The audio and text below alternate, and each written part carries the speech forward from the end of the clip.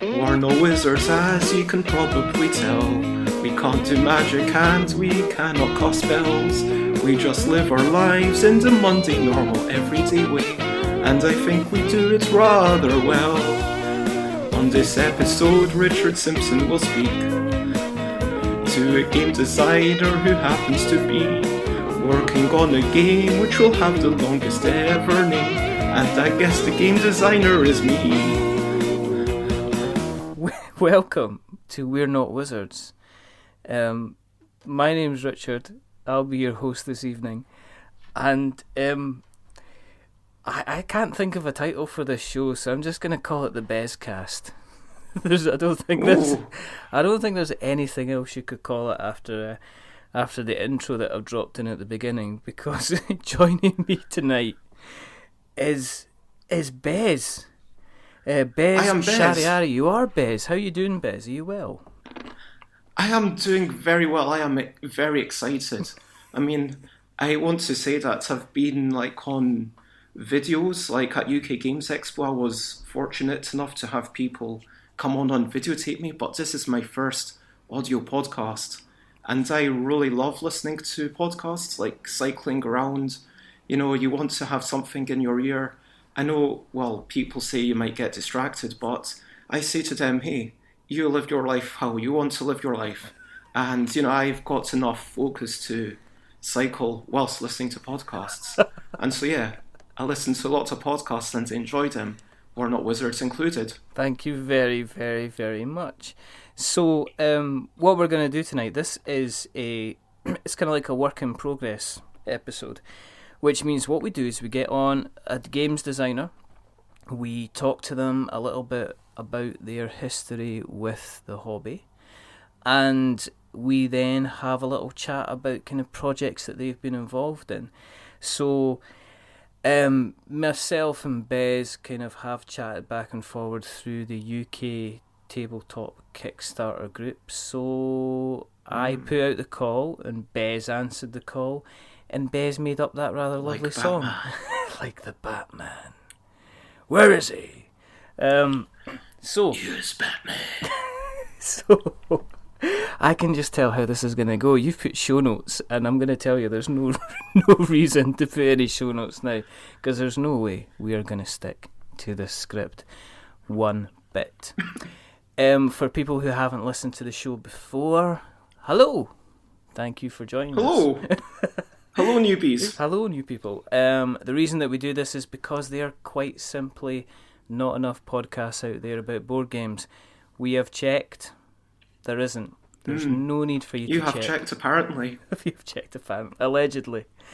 The other reason that we do this is because you're going to realise pretty soon there's simply not enough podcasts that have Bez in them. Basically, we need more Bez and more stuff by Bez. Oh, thank you. There you go. I am very flattered. More talk like that will get you everywhere. So, as we normally do, we like to kind of jump back into the past, hop into the present before we skip into the future. So I guess my first question is going to be. Well, my first thing is going to say thank you very much for coming along. I appreciate you spending the time and coming along tonight and having a chat with us. The second thing is going to be, how did you get involved in kind of the world of, board games and tabletop games and such like? Well, I actually got to board games in a kind of roundabout way through video games, because... So my first ever memory is of a Spectrum loading screen. I don't know, are you familiar with the Spectrum? Yes.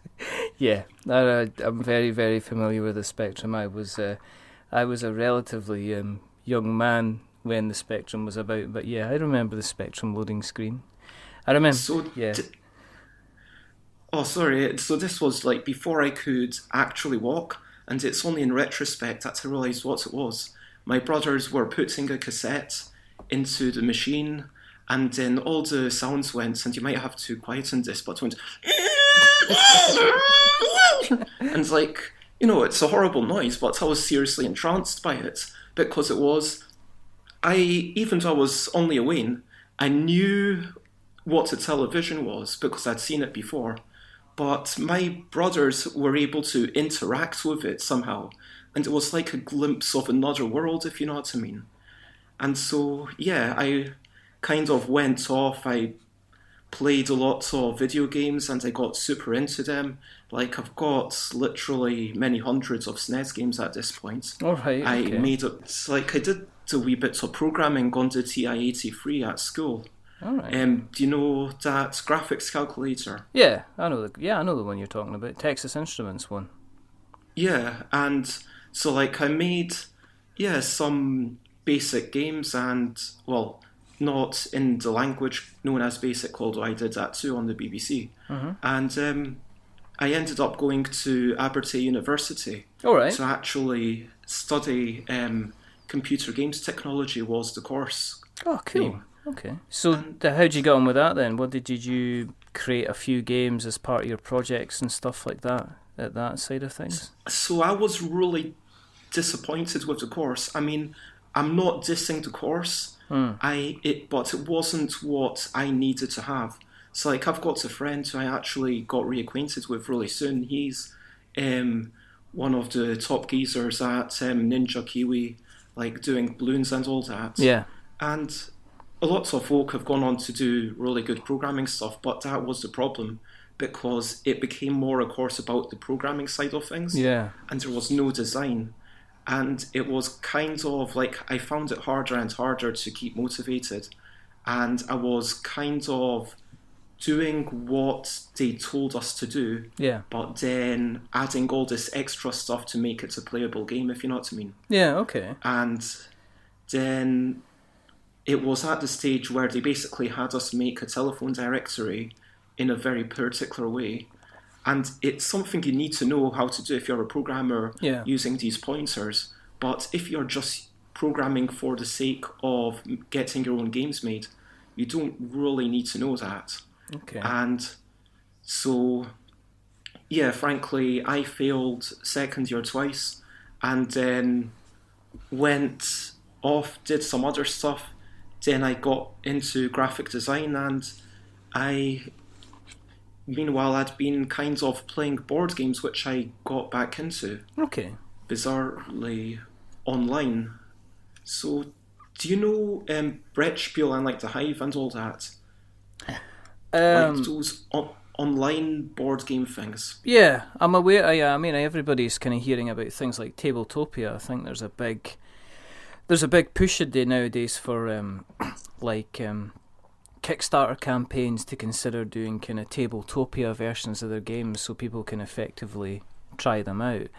I know that that's something that Peter from Inside the Box board games did for Subterra. I think you can play Subterra on table. I think it's Tabletopia or Tabletop Simulator, and Subterra ended up becoming one of the most popular kind of games to try while the campaign was going.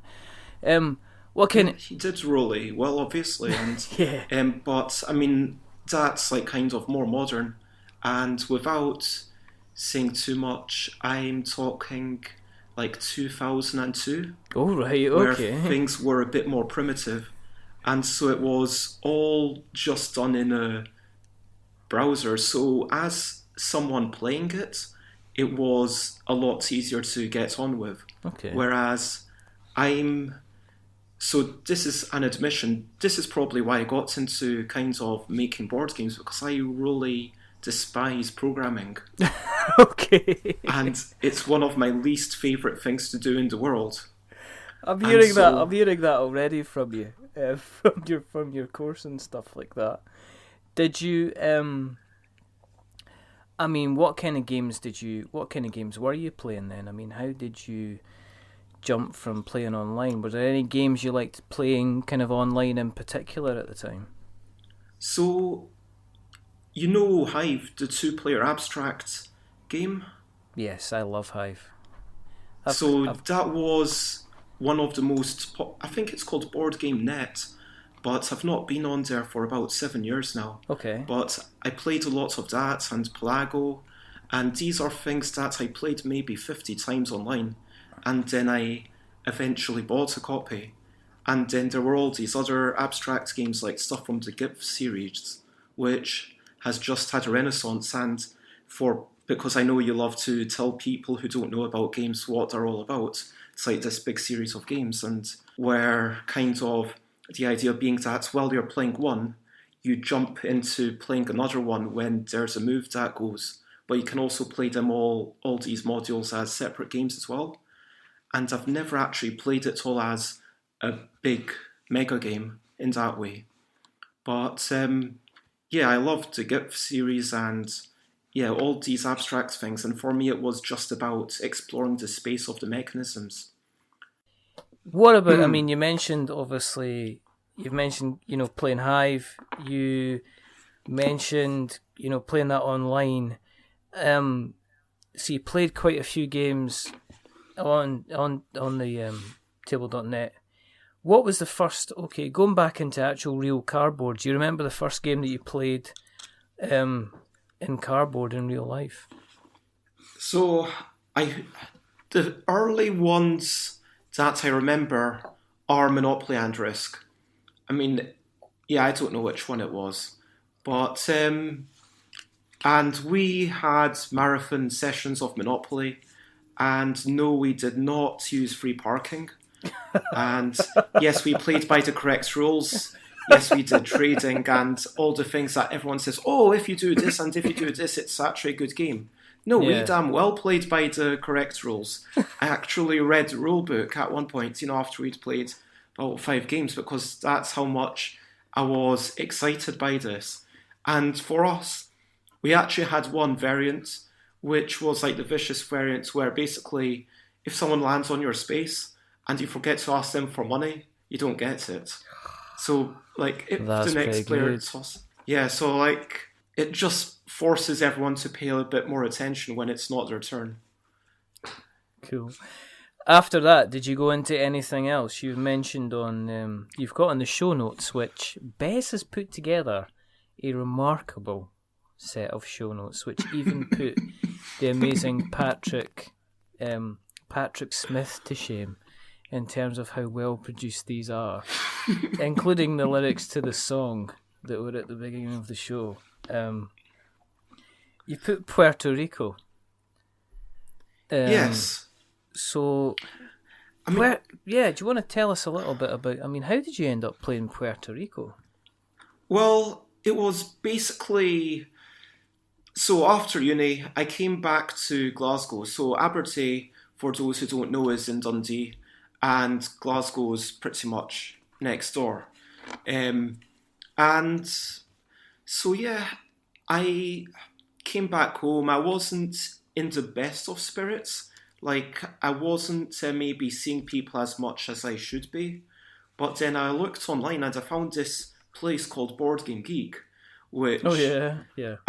And then, so I did a search, and it was basically through just Google and going Board Game Club Glasgow, and then I found these people had a board game club basically in their house every week. And the crazy thing is, it was open invite. So if you just emailed the guy, and he's still doing it, it's Ian Smith in Glasgow. And if anyone's like wanting to play Euro games and they're not sure where to go, he'll still, accept you into his living room.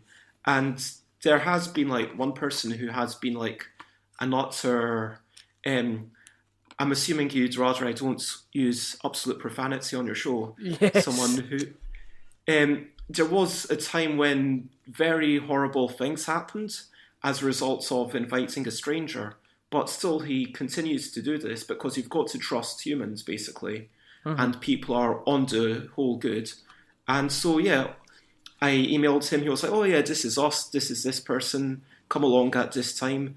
I went along and I was like, I've not played any games. And he was like, well, if you're interested in games, if you played video games so you know what you're doing, you're clearly interested in learning rules, here's... And then it is kind of a fairly heavy-going game. And at the time, it was, I think, number 1 on the Board Game Geek rating. So I was like super excited to play this. I was like, I'm in, like straight to the top. And I've only actually played it like 3 times now, but it was just the thing that opened up the world for me. And I would then start going there every week, and it would show me game after game. And it was just amazing to have this world to open up. I don't know how to explain it. So for those who haven't played Puerto Rico before, because as you said yourself, what we're all about is maybe explaining how a game works to people, so that if they've not heard it before, or even if they have heard it and they're maybe a bit curious about it, how would you describe, playing Puerto Rico? What is it you would do in it? Well, I would say that Puerto Rico, the clever thing it does is that on your turn, so to speak, you select one of various actions, and then everyone does that thing, but you get a slightly more powerful version of that action. So maybe you're wanting, and it's all about making goods, and it's a bit dry, that whole trading in the Mediterranean, which some people make fun of, but you're basically building up factories, putting workers in and developing goods and growing crops and then selling them off for profit. Mm-hmm. And so when you're building, for example, you will get a wee discount on your building. And if you're shipping, you will get first dibs on what ships. And so it's all about the timing aspect. And it is a lovely game because it has that whole aspect of engine building, which you don't... That is one nice thing about Monopoly. I mean, people don't give it credit for being an engine building game where, you do get these properties and then you get more and more money. And in the same way, like Puerto Rico, if you've only played Monopoly, I would say, Puerto Rico, that's a bit like Monopoly. I mean, people get all bent out of shape because people say it's a bit like Monopoly, but let's be honest, it's got a board, it's got cards, and you're actually advancing your state. So at the end of the game, you're dealing in bigger numbers at the end, and there is that nice narrative growth. But at the same time, it finishes, before you want to go home, and you can actually play multiple times in an evening. Oh, good. Which is a bit different from how we used to play Monopoly. Exactly, which could go on for days, and people would have to sometimes sleep between their turns as well. So that got you started down the cardboard road. I mean, at present, what would you say? Is there any games that you kind of like, you play on a regular basis at the moment that you enjoy? Oh, I feel like I'm far more of a dabbler than someone who's like, this is my favourite game. I mean, I like lots of silly games, like Jungle Speed. Do you know that one? Mm-hmm. Heard of it, yeah. So for people who don't know, it's like Snap, but it's a bit more psychotic. And The beauty of it is that the patterns are sometimes very similar. So you think they're the same, but they're actually different. And then you're cursing yourself as you grab the totem, which is what you've got to do with a match. I still love Go, the kind of ancient Chinese board game, although I don't get to play it nearly enough. I do enjoy just really silly dexterity games like Super Rhino. And so last weekend was the last time I played published games. Yeah. And what did we play? We played Super Bucket King 3D, which was super awesome. Mm-hmm. If you know that, that's basically about trick-taking and having to penalise people for putting down their buckets. I like, pretty much, to be honest, anything which is short enough, and I don't like things that are super dry. I don't like games that make me feel bad. I don't like... I love time travel as a theme. So I've never played Twilight Imperium or Eclipse, although I'm not adverse to them. Like, it's probably more just a scheduling thing, to be honest. But, last time I was... Well, in November, I had a go of Scythe, and I was really excited to play it. So I've played Viticulture, I've played Agricola, All right. And so yeah, I feel like Agricola is kind of also a really nice, elegant game because there's a lot going on, but the beautiful thing about that is when you start the game, there's only a few spaces you can go, and then as the game goes along, you've got more and more spaces, so it's really easy to teach. And yeah. What did you think of Viticulture? Because me and Colin have put that down as a game that we're going to play over the next couple of weeks before we do our next episode. So what did you think of that? I've only played it once, and I'm really loath to give too much into it. It felt I wouldn't be in a rush to play it again. All right. Okay. I'm sorry. Like I know, I kind of feel bad sometimes. Like if it's people that I don't know in real life, like in a way, it's easier if it's your mate's game. Then it's like, you know what, I don't like this game, and it's easier to say. Whereas I don't know, because I've read Jamie Stegmaier's thing, and although to be fair, he's got lots of people who don't like his games, so I'm sure he's used to it by now. I don't mean that more people don't like than, you know what I mean. No, I know. Like just when you reach that level of aim, and you know when enough people have played your game, you're going to get a lot good feedback and negative feedback, and it toughens you up, I think. Yeah, I think you have to accept that people will be critical of your game at some point, and you have to. It can be sometimes quite difficult to, how to say, is to not focus on that one. Maybe not critical, because this is the confusion. You can, and I joke about this on Twitter quite a lot about the ability to be able to criticize something isn't saying that you don't like it. The ability to be able to criticize something is the ability to pick something apart, but also to examine it and look at what works and what doesn't work as be whatever it kind of is, which I'm sure exactly like agree. A critic in the proper sense. Yeah, exactly. That's the whole point. To criticize this is the thing. To criticize something isn't to necessarily say it's terrible. You know, I criticized that the other day. It's like, well, that, you know, I took it apart. I gave my opinion on it and stuff like that. And I think there's a push if, you know, I don't know. I guess I'm a little bit of a creator. I'm not obviously creating games like yourselves and, you know, and you know, Peter and on all the other people that we've had on over the past. I don't know how I would feel if I guess I don't know how I would feel if I created a game and then I got kind of like 200 people saying they really, really liked it, and then get like maybe 3 or 4 people writing me emails telling me how much they absolutely didn't like it or picked fault in it and stuff like that. I don't know how you would.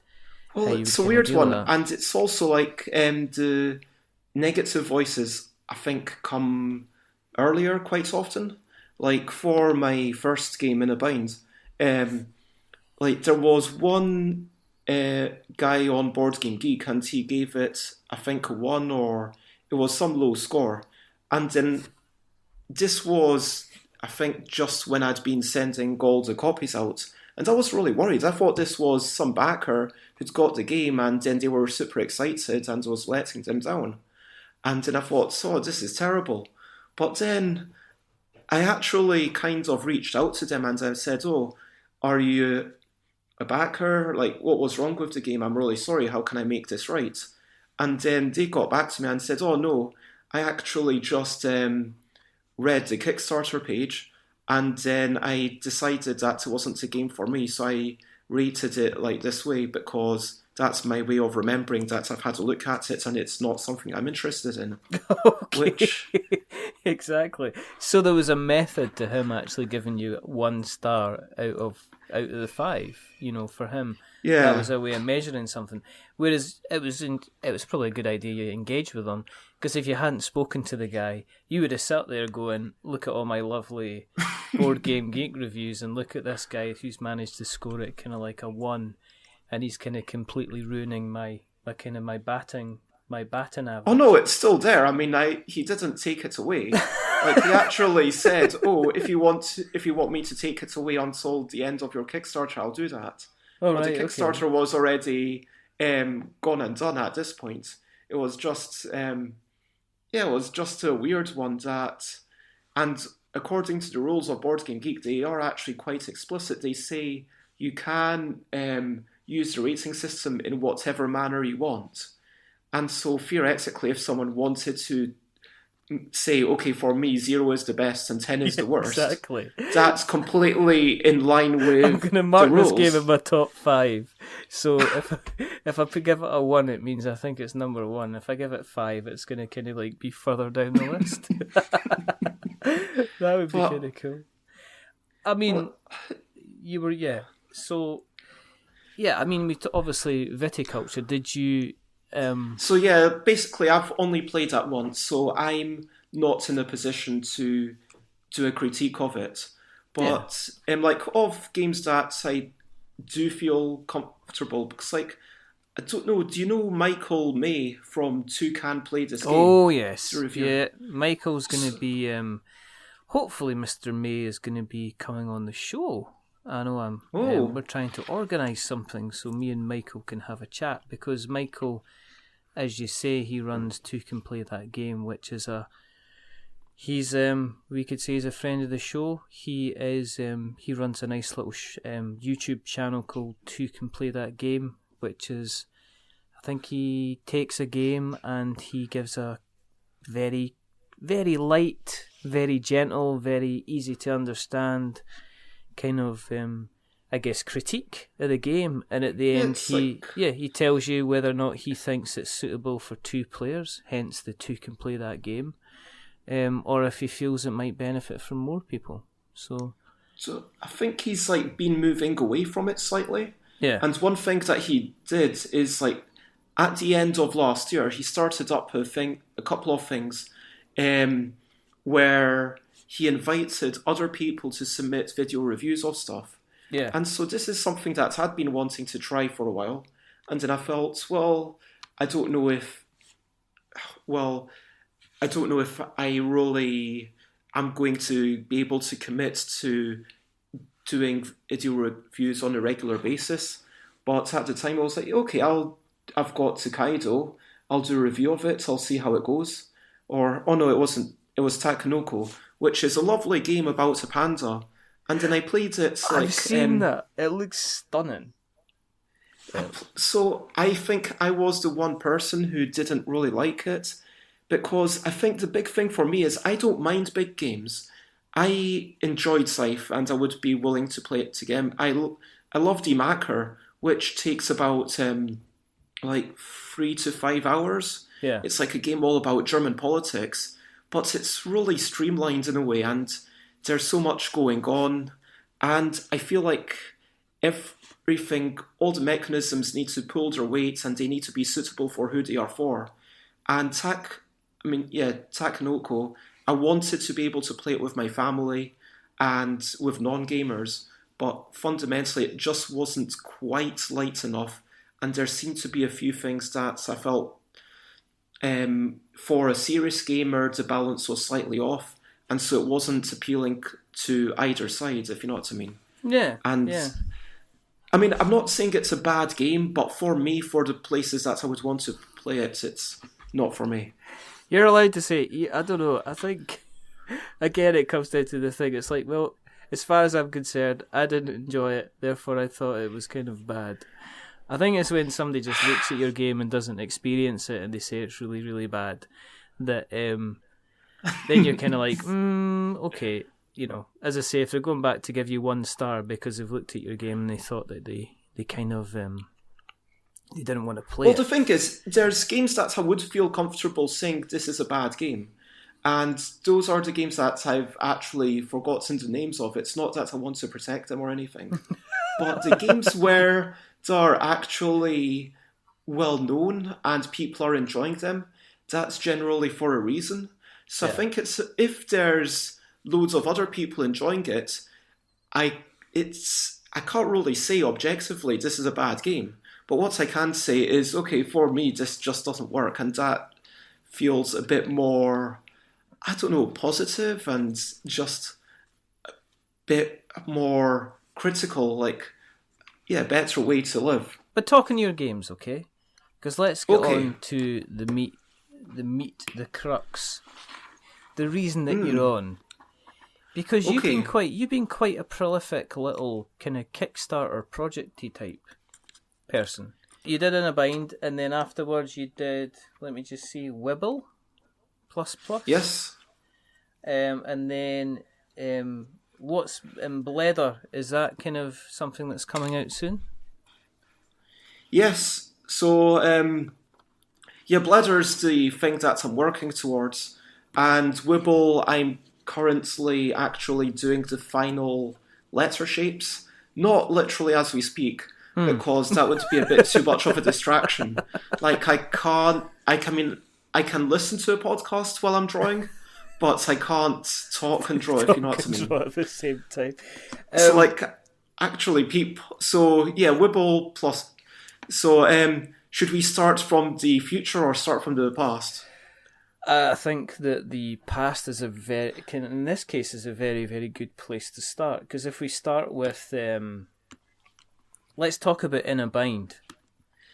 Okay, so like basically, In a Bind, I was loving board games, and when I was in Glasgow, I was playing tons, and then I tried to get more and more game activities happening, but it just wasn't happening. I tried to get like a second thing going every month for the kind of games that I like to play, because G3, where they play miniatures games, it's not quite my scene so much. Yeah. Like, I can enjoy that, but it's not my number one enjoyment, if you know what I mean. So it was really difficult to get it off the ground, and then I went to London for unrelated reasons, and I was, amazed to discover when I typed into Google and meetup.com, board games, blah, blah, blah, and there's London on board that now it's pretty much meeting up literally every weeknight and every weekend. You can play board games that often if you want. Yeah. And there was a thing, Playtest UK, which was meeting once a month. And whereas in Glasgow, I had taken things a couple of times to my best friend, where we met each other like once a week for a personal kind of evening and a literally random walk, and playing games in London. And I'd show him this game, and I took a game that I made a couple of times to places where people were expecting to play actual published games. Yeah. Because that's the only place I could take it. There was nowhere else. Whereas now, there are other places. And in London, which is amazing, there was Playtest UK, and at the time, it was twice a month, which it doesn't sound like that much, but if you're working towards it, and you're building the next version of your game, and you're guaranteed a slot, and it's like, yeah, everyone comes, everyone's making a game. If your game is totally dire, if it's terrible, it doesn't matter. We are all designers, we're all, positive, we're all propping each other up. If it's bad, we'll tell you it's bad, but we'll tell you how to improve it. Yeah. And it was such a supportive environment, and it was because of that, and the guy, feedback from other people, that I was able to make In a Bind. And it's basically, so it's ended up being a totally simple game where basically you pick up a card, draw a card, read it out loud, and then you do what it says. So it's things like right hand above elbow, or one finger touching nose, or two hands touching. But you still need to draw your next card, so it gets more and more difficult because you need to do all these things simultaneously. Right, so that's where the kind of the In a Bind kind of name comes from. So if you're twisted and turned up and everything like that, that's exactly what it means. You're in a bit of a bind. It funded. Just. I had 58 days. Yeah. And I got I had 173 backers. 50 of them were on the last day. How did that make you feel when it backed? I'm just pausing so I don't use expletives.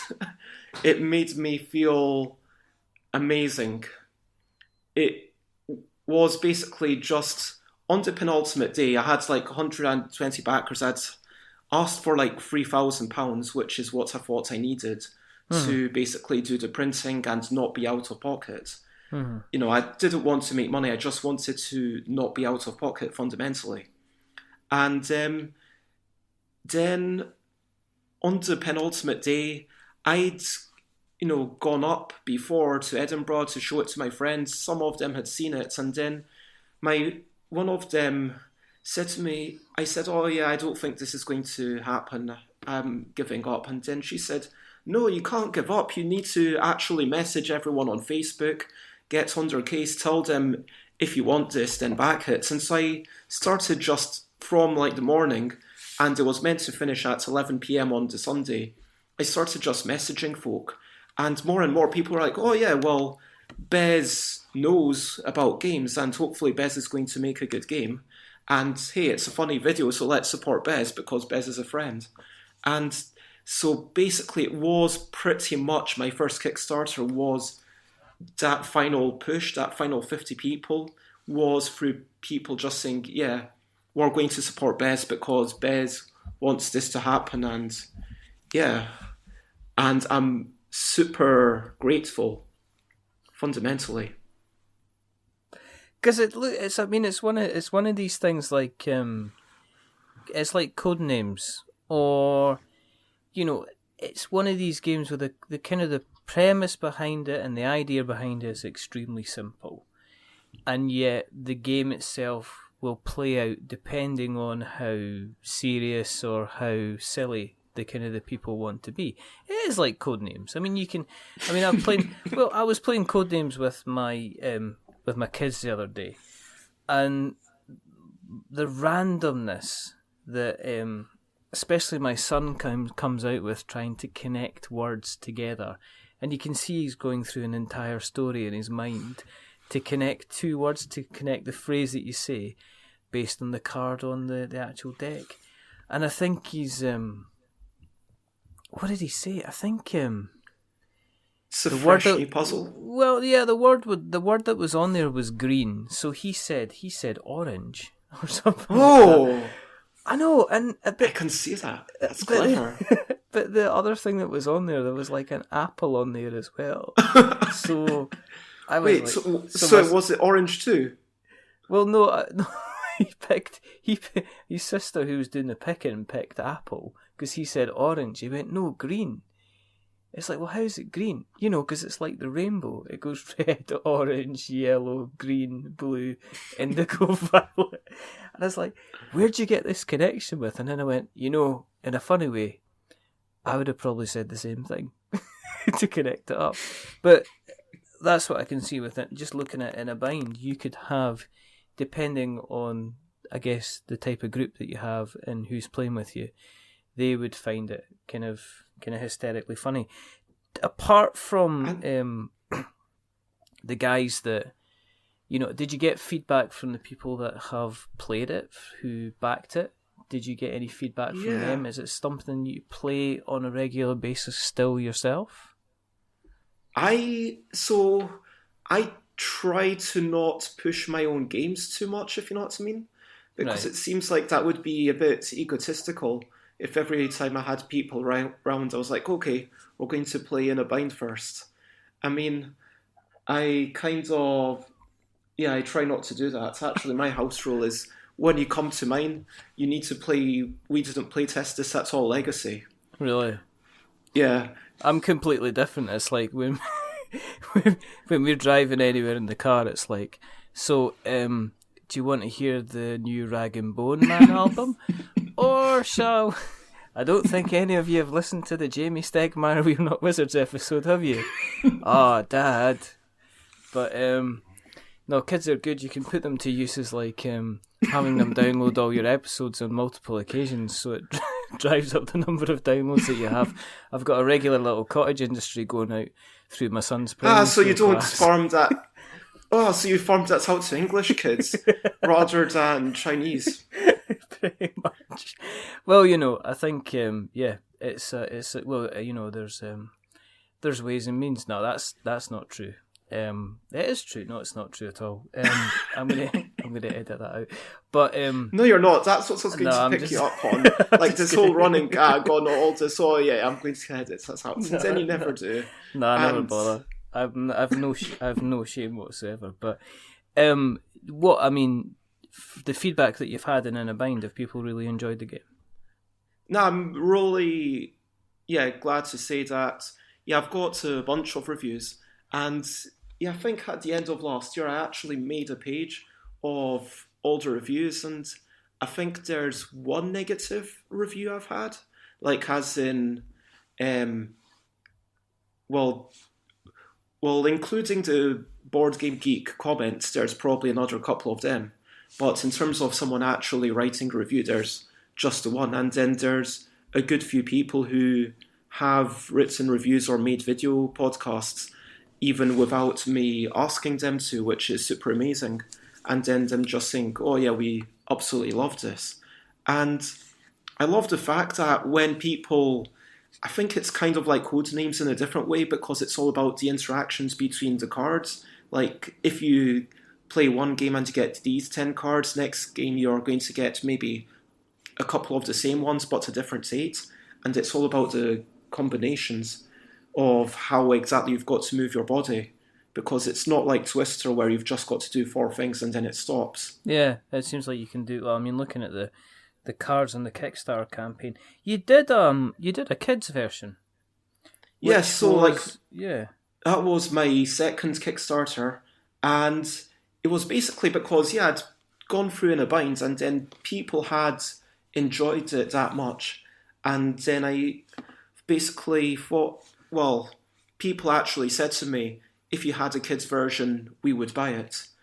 And so I thought, well, if people are asking for it, then I probably should make it. And so, that's why for that Kickstarter, I put a super low funding goal, because the shop had already told me that they would buy a bunch of it. And I maybe trusted them a bit too much, because they ended up buying a much smaller amount than I expected. No, it did go well, and generally through everywhere in total that sold it, people have enjoyed it, and it's just, honestly, I feel it's a weird one, because when you make a game as simple as that, it's not just your work. Like, I'm not trying to undermine the amount of work I did, but it's also some degree of luck in that anyone could have stumbled onto this through a different way. Yeah. And it is like, also, I feel very much the need to appreciate, everyone who got me here, like the Kickstarter backers. But with the junior version, it was I'm going to make a version for 4 to 8-year-olds. And it was crazy. And I tested it on my nieces. And it was really interesting to see what they could do and what they couldn't do. Like, some people can't close just one eye. And my 4-year-old niece really struggled to wink. And this wasn't something I'd imagined. And I thought, okay, maybe I'm going to take out left hand or right hand and just make them all hand. Because, when it's a 4-year-old, when they're just struggling to read, let alone work out left and right, you don't want to make it too difficult. No, you don't. And so, no, in the end, I'm really happy with how In a Bind went. And I've been, had so many people asking for it, people want to buy it, and there's a shop that they don't even go through the distributor, they just used to send me an email and say, hey, we need another 100 copies, and it's that's pretty good. Brilliant. And it's hopefully vindicated by, should I still talk about the whole publisher thing? It's your night. Oh, wow. You, Monsieur Ambassador, you're spoiling us. Yeah. No, I mean, you mentioned that you self-published, didn't you? Because you mentioned that Yes. you had been offered kind of like a couple of deals from a couple of different places. Yes, like, I mean, during the Kickstarter itself, like, I was actually approached by Travis of Indie Boards and Cards, and they do the Resistance and a bunch of other games, but like that's the one that some people might, and I think Flashpoints is theirs, and there's a whole bunch. But yeah, this was like a big, fairly legitimate company, and they're in Barnes and Noble, and I was thinking, wow, this is amazing, and this is someone that I never thought would contact me. And then I actually thought about it, and then he was offering me, normal industry rates. He wasn't trying to rip me off or anything. He was offering me a good deal. And then I talked to a couple of people at London on Board, and I was thinking, well, I could either go this way, or what if it super takes off, because at the time I had crazy dreams of it selling millions, which you never know, it might still happen. But also, in the end, I decided not to do it because I thought, okay, I could sell it, it'll come out, I'll get a little bit of money, but the money that I get from that, if I've already kind of done the legwork and I'm already happy to do the art and all the publishing myself, then in a way that's kind of a learning process, and that's actually something I quite wanted to go through, if you know what I mean. No, that's cool. No, understand completely. And it just seemed like fundamentally, from a cold analytical point of view, the risk reward wasn't worth it. And it was like during it, like when I was playtesting it after the Kickstarter, like I had a bunch of other companies like say, oh yeah, we would be interested in this. And because they were kind of small to medium, I said, oh, not sure. And then like it was when this like company called Uber, and they were like kind of very close to Hasbro, and they basically do lots of toys. And then they said, oh yeah, we'd like to take you out for a meal. And so they took me out for a really nice meal, and then they basically spent the day telling me that if I gave it to them, I would have to accept that they make any change they want, and I'd have to totally give it up, but they can offer me a lot of cash, which would then basically allow me to make future games. And I went home kind of thinking about it, and then I thought, you know what, if the amount of money that they're talking about, if it could make that, then actually, for that amount of money, yeah, I would give up my rights, because I had all these ideas about doing multiple decks and all these expansions I might do, and I had like a whole game plan, but I thought like I wanted to have one expansion for like stuff below the belt, so it's like when you're sitting in the park, have your foot on a knee and all that. But then like after that, so I was like, you know what, maybe that's something I should do. And then my friend was selling it in Essen on my behalf, which was super awesome, like Dave Cousins of North and South Games. And then he showed it to Gigamic and Ravensburger, and both of them came back to me and said, we would like to have this. And long story short, in the end, I went with Gigamic because they were basically, it's yet to come out under the new version. It's going to be called Yogi, so it's kind of not just in English, if you know what I mean. Yeah, no, that's cool. Their version, like, they're talking about like 20,000 for the first print run, which it's not like millions or anything, but like for the first print run, I think that's like a good commitment. That's a pretty decent amount. If you think about the number of people that would normally get a Kickstarter, I mean, I keep going back to Subterra, but that's because I know the figures on it. But I mean, they I mean, they did a successful campaign, but it was 6,500 people that ended up getting their game for a game Yeah, and that raised that's an amazing. £350,000. So if you think about if you're getting a print run of 20,000 copies, considering most Kickstarters, and you'll know this with the number of backers that you've had in previous campaigns, to get 20,000, it's not a bad job at all. It is amazing, and like honestly, like it's been really nice working with Gigamic because in the contract, I don't know if you know about French law, but what's his name? That Bruno Faduti, I think his name is, the guy who made Citadels. Yeah. And he was having this whole thing about the difference between artists and inventors in France, because in France there is no word for designer.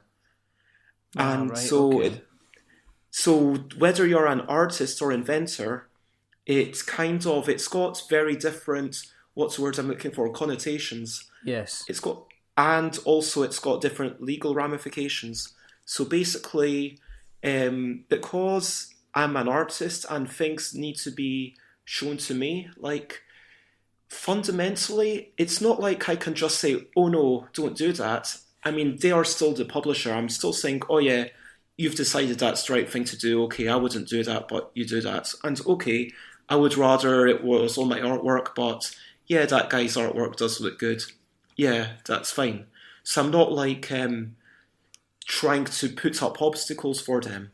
But at the same time, there was like one small thing that they wanted to do, and I was like, no, this one card actually matters in the game.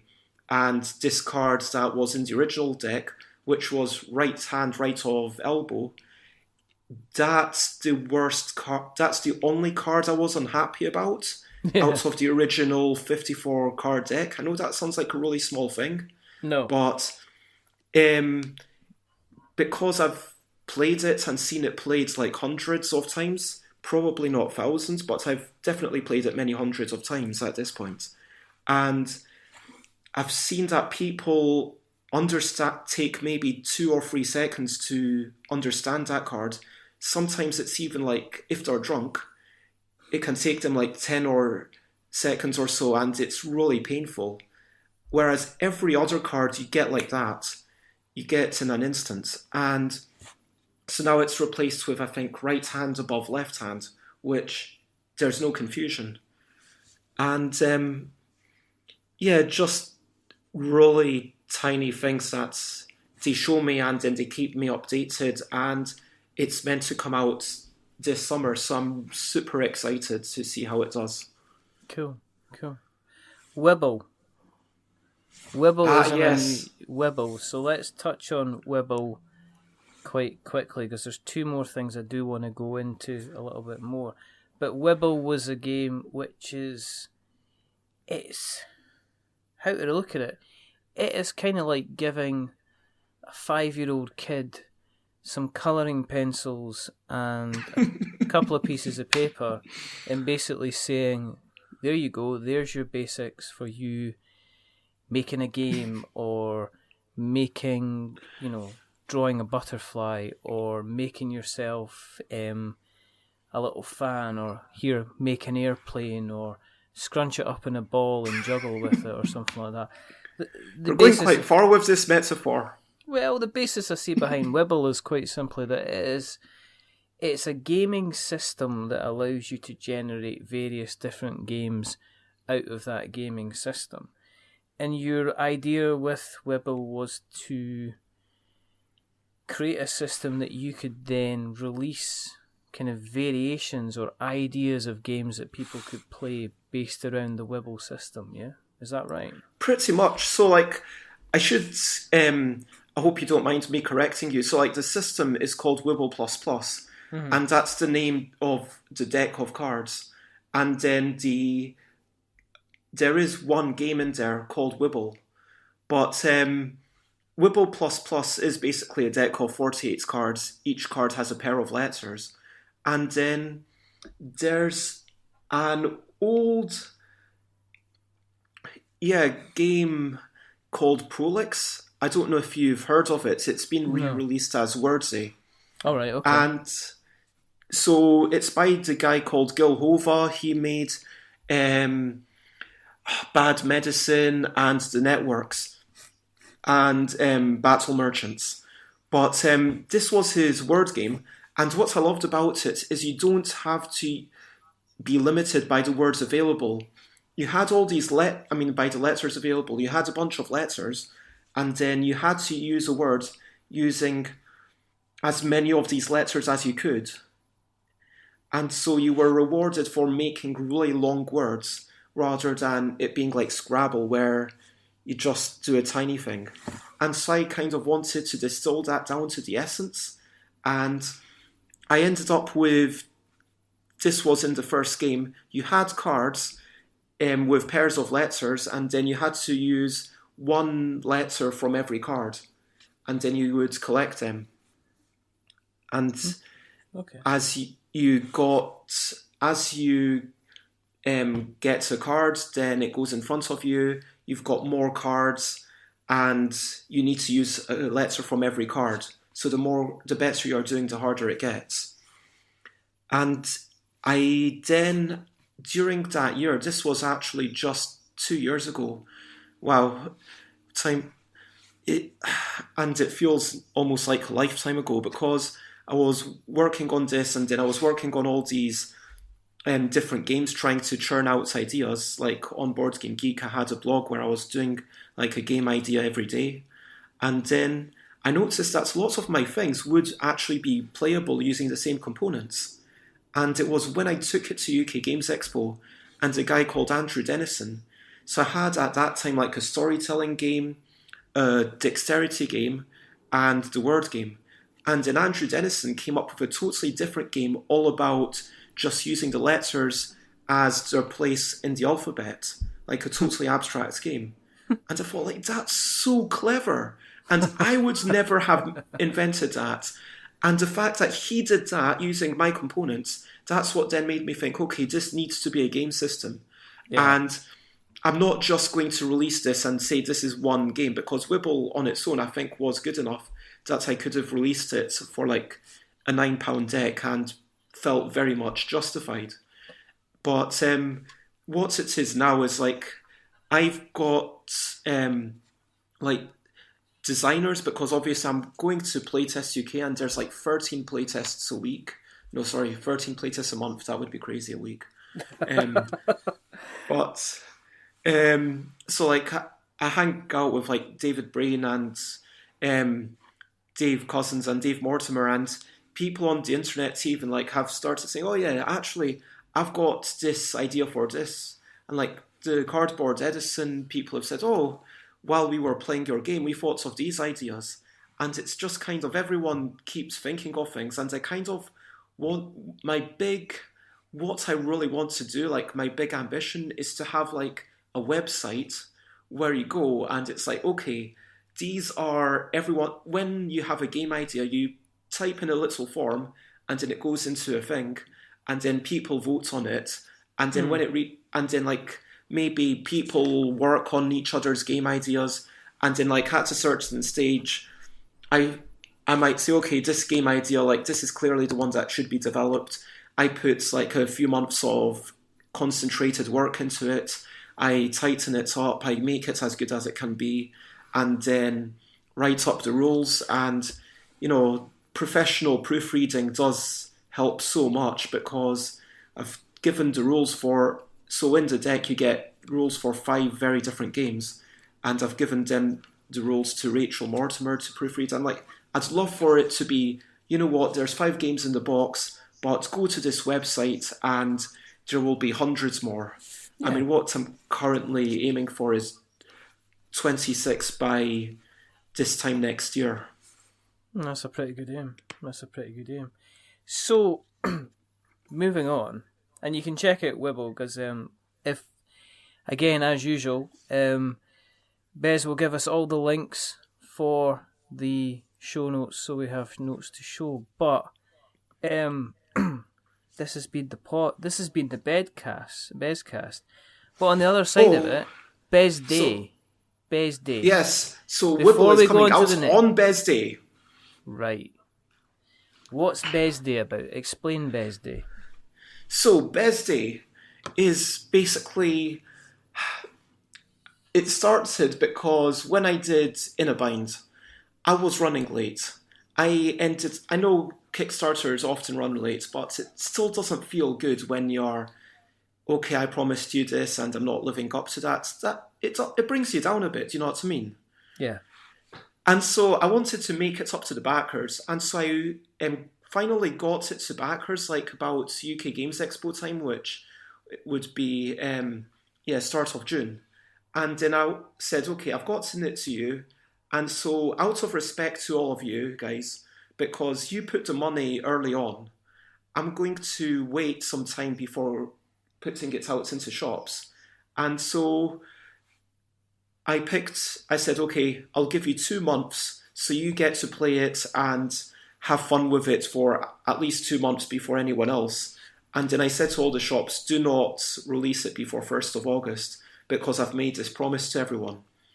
And then basically, I think that was a good thing to do, like showed respect. And then next year, with my In a Bind Junior, that was delivered to backers around UK Games Expo. And then again, I realised, hey, wait a minute, I basically need to release this on 1st of August. And during UK Games Expo, I realised, wait a minute, this is an opportunity, this should be a tradition. I mean, I've already done it twice. Why not do it like 20 times? Bez Day was born. Yes, exactly. So like I decided what's going to happen is I'm going to try and make it as much of an event. So like the idea is that like as long as I'm able to work on game design, there will always be a game for sale on Bez Day, which is 1st of August. But I'm not wanting it to just be about people giving me money because that seems a bit, self-centered. And so I want it to be a bit about, bringing what can I get to other people. And so I thought, okay, what I'm going to do is all the previous people who had something of mine, or had backed a Kickstarter project of mine, I gave them like a free wee downloadable thing, a print and play game. Yeah. I had a print and play game that was available to everyone, like a totally different one. I went on Twitter and I said, okay, as long as you do #BezDay, #art request, and at StuffbyBez, then I will draw anything that you do, that you write. And I think the most bizarre request was of Boris Johnson hogtied with a gag in his mouth on a diving board whilst the Lone Ranger and Yoda look on. And yeah, I think he was quite happy with my, it wasn't like a very laborious drawing. It was like a quick 20-minute sketch, if you know what I mean. But it's like, yeah, I think... So this year I'm probably going to say that I'll do as much as I can, because last year, I must admit, there was like one thing I didn't get to, which was purely because it was a super boring thing. I know this sounds really bad, but I wanted to do it, but I was just like, It would have taken me ages, and I kind of felt all this pressure because he wanted like a logo for this thing, and sometimes you've just got to, I think if you're doing art requests, you've got to probably just say, you know what, if it's going to stress me out, I won't do that one thing. And so, yeah, basically this year, 1st of August, yeah, there's going to be a free gift of some sort for everyone who backed it. So I don't want you to back my Kickstarters just for that. I want you to back them because you want the game that I'm talking about. And then there's going to be a new thing for release, which is going to be Wibell++ in shops. And so if you don't get it from the Kickstarter, 1st of August is the first day you can get it. But if you are a bit short of money, there will be like a print and play thing. There will be, do some art requests. And also in London, if you are able to get to my in real life party, I've got like already booked a bar called the Loading Bar, which has Tabletop Tuesday anyway, which 1st of August 2017 is on a Tuesday, and I'm taking it over. There's going to be like, special prizes going on, special games, and things that can only happen physically, if you know what I mean. And so, hopefully, like, people will get a kick out of it, however they engage. I don't want it to be like, oh, you must do this. But like, basically, if you put it on your diary, if you engage with it, then hopefully you will feel, oh, it was worth me doing this. And it's kind of, it's for publicity. But I'd also like to think that eventually, if one day I'm rich and famous, then I can be like Santa Claus, and it can be like a second Christmas, and it can be like the day when Bez gives presents to everyone else. So what's next? I mean, what's the next project that you've got coming up? So the direct next thing after Wibell++ is, well, you can call it a game wherein you blether for short, or blether game or whatever, because the full title, I'm not sure you have time for it. Okay. Although, actually, like, would it be too much for me to say the full title? Well, tell you what, go for it. Excellent. Okay, so the full title of my game is... Hold on, I'll have a wee drink of water. Prepare now, we're going to have a drum roll, and I'm going to just present to you Bez, and Bez is about to announce his name of his board game. Have a seat, sit back, relax, because you ain't going to hear this on any other board game podcast. Bez, the floor is yours. The name of my next game is A Game Wherein You Blether. A Scottish word meaning to talk at length at a fast rate, ranting, hypothesizing, narrating, or speaking in some other manner, without necessarily making very much sense, using as many word cards as possible as you spout a stream of consciousness before the time runs out. Mainly designed by Behrooz Shahriari, and originally inspired by a short list of long tabletop game names, with an associated competition to find the longest game name, which Bez willfully misinterpreted as a challenge to create that game with the longest name. First conceived, imagined, and discussed with JP Treen in summer 2015 after a sweaty day out in the steamy park, as we realised that simply using plenty of words might make sense of a ridiculously long title, mocked up and tried with Robin Harris, founder of Playtest UK, and Mike Beji, who both said it could be a hit, talked about with others I respect, such as Ben Neumann, who I usually call American Ben, due to his nationality, briefly shown to Andy Hopwood, along with Heather Ramsden Fletcher, when each card still only had one word, during a party in Birmingham that was celebrating the launch of my first published game, In a Bind, had its name influenced by Dan during a testing session with Daniel Barker, Gwen Mott and Leo Marshall, when Dan declared that the blethering should be pointed out as a key factor. Commented upon by the smart, intelligent, analytical David Brain, Paul Mansfield and various others at various occasions in the Royal Festival Hall, enjoyed by Gotcha Balkan, Tufam and Gerald Mousset by a tree on a sunny day, and the idea of topic cards was born, before we improvised music with each other, stuck to as part of a business plan wherein Bez decided that this would be the game to kickstart in 2017, mutated into having individual decks for each player for simplicity of bookkeeping, was shared with wonderful friends Kieran Symington and Jennifer Witt, who turned out to be a natural bletherer at their new home, tested by peers Hugh Band and Papal Parrot Simpson, Konrad Borowiecki, Vicky Dalton and Ian Vincent, who presented a great idea for a finale at Alan and Charlie Paul's Designer Day, shown to Andrew Harmon, Andy Yango and Dave Cousins, who, though it wasn't their usual kind of game, could not help but laugh at Tenfield, had the rules read through by Henry Weston, John Brieger and Ben Walker in the pub on a Monday evening to test their ability to convey information,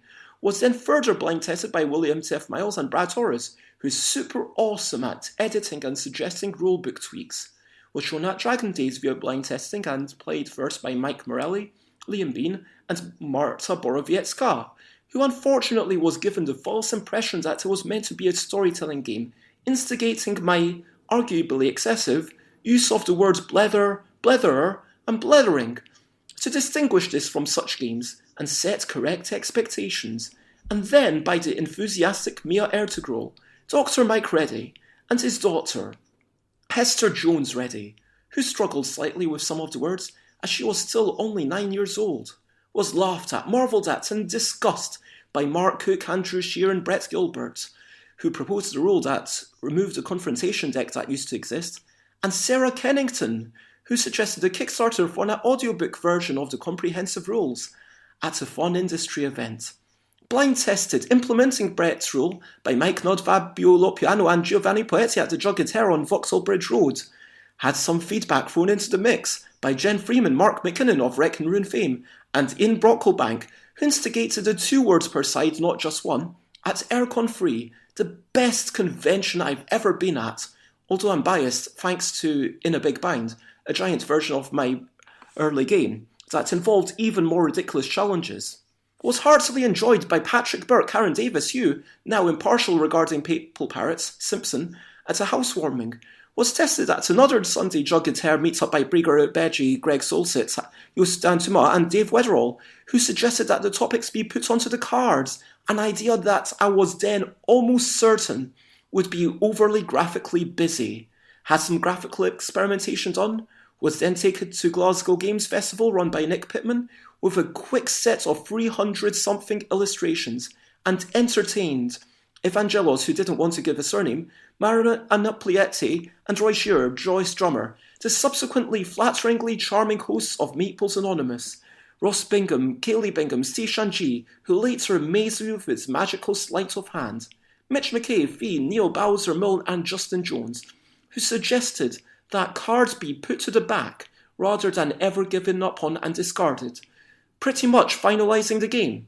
Was taken to Dragon Meet 2016, now focus testing to determine whether a Sandheimer might be a worthy inclusion, and enjoyed, essentially in its final form, by Gotcha, my wonderful friend helping me in demo in a bind, Max McDonald, Stelio Passaris, Matthew, Josh, Justine, who generously gave me very tasty frozen strawberry treats, Jason Hodgson, Sanchit Sharma, Hannah Ward, Zev Van Essen, and Adam DeWatcher, was played for the first time entirely for pleasure around the turn of the year at a shindig by Pauser, Paris and Brune, was showcased one night at Peter Blenkarn's office, whilst Angie Han, Nick Smith, Andrew Lasblos, Dennison, Kate Brown, and Hugh, no mention of Papal Parrots, Simpson, enjoyed a few games of it, was heartily enjoyed by Oscar Rowley and Eleanor at London Anime Gaming Convention, whilst Chris watched on and suggested lewd additions, was shared with friends, Danny Parker, Lynn Parker, Alex Puss,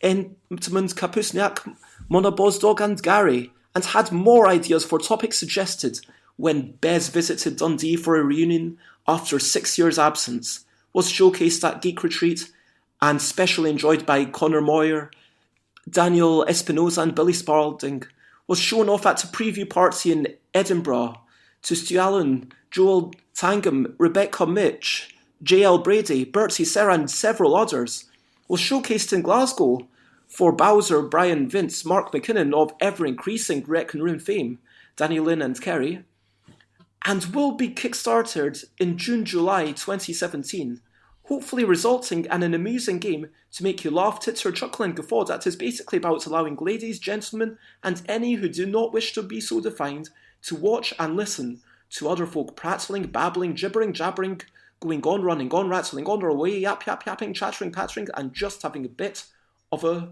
blether. Kind of missed it in the middle bit, so you'll have to do the whole thing again. I'm only joking you.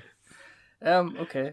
So, I take it you're just putting the word blether on the actual box then? No. Are you going to put the whole thing on? That's it. That is the name of the game.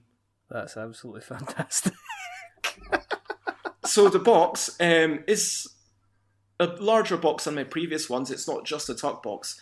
It's his basically... so if you didn't follow that, it's basically about going through a few cards. Like you start off with 10 and you go through them using one word from each card as quickly as you can in a kind of nonsensical blether. And for Americans, I guess that's a bit... Yeah, how would you define blether? if you're an American? I mean, like know. talking nonsense, kind of. Well, as I said, speaking without necessarily making much sense.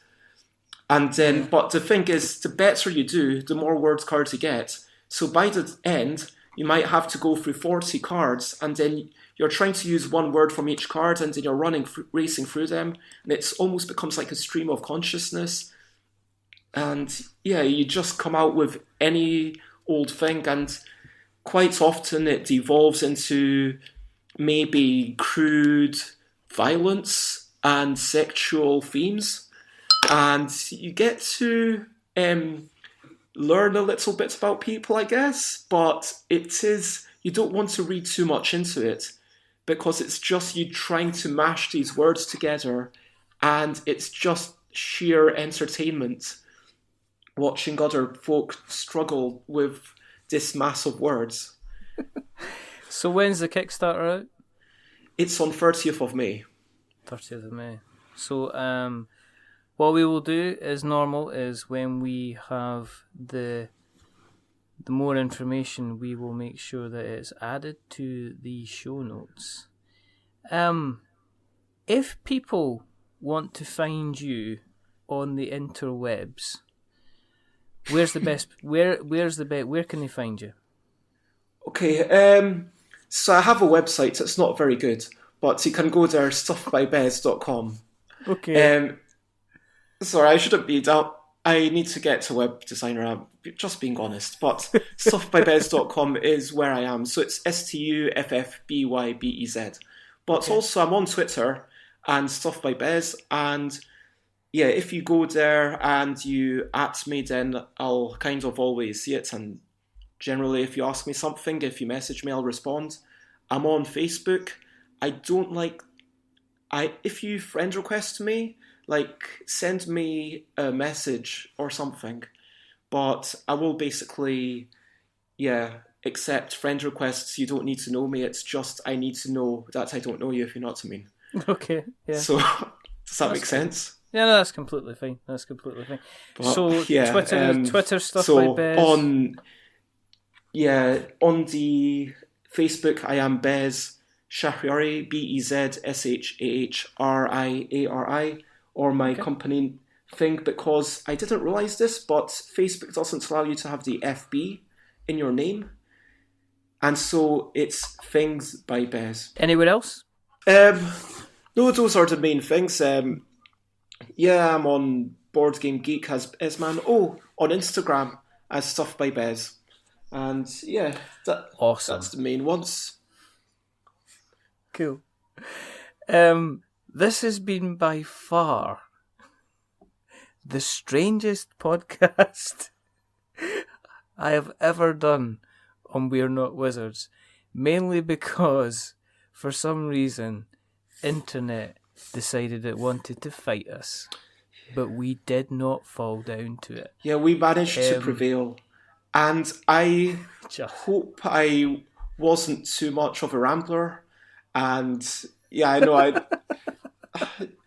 was a bit one-sided. I don't think you're ever gonna beat that game title. I think you're officially the biggest rambler as far as game titles go. However, this was very entertaining. The song at the beginning was fantastic, and hopefully we can bring everything together. If you want to keep up with what we're doing, then you can go to the website, which is we'renotwizards.com or .co.uk. You can find us on Twitter, it's We're Not Wizards. You can find us on Instagram at We're Not Wizards. If you search for We're Not Wizards podcast on YouTube, you will find a plethora of uploaded episodes. We've now uploaded all the episodes that myself and Colin have done. We have started on the guest ones, the Friends of the Show ones. We're also going to do the work in progress ones.